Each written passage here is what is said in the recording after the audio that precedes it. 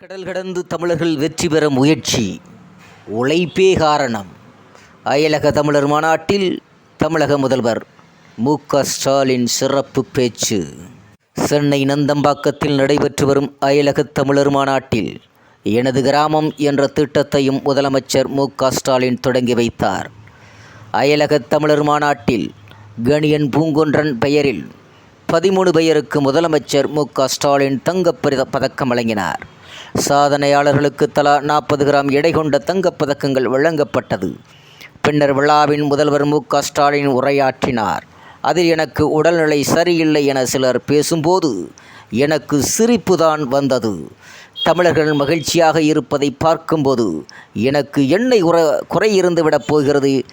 எனக்கு எப்போதும் மக்களை பற்றி தான் நினைப்பு. என்னை பற்றி நான் நினைத்ததே இல்லை. ஒரே மாதத்தில் தமிழ்நாடு அரசு ரூபாய் 8000 கொடுத்துள்ளதாக சகோதரி ஒருவர் மகிழ்ச்சி தெரிவித்தார்.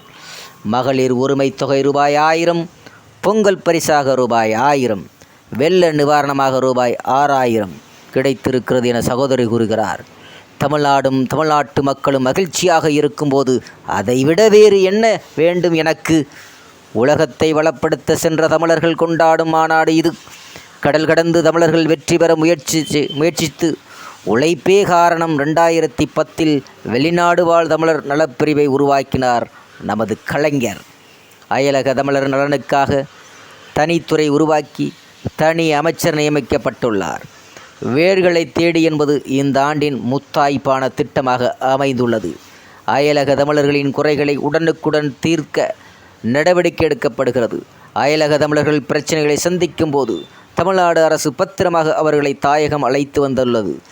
எப்போதும் பிரச்சனை வந்தாலும் தமிழர்களை பாதுகாப்பாக தமிழ்நாடு அரசு மீட்டு வருகிறது என்று முதல்வர் ஸ்டாலின் அவர்கள் சென்னை நந்தம்பாக்கத்தில் நடைபெற்று வரும் அயலகர் தமிழர் மாநாட்டில் சிறப்பாக பேசினார் என்பது குறிப்பிடத்தக்கதாக இருக்கிறது. நன்றி, வணக்கம்.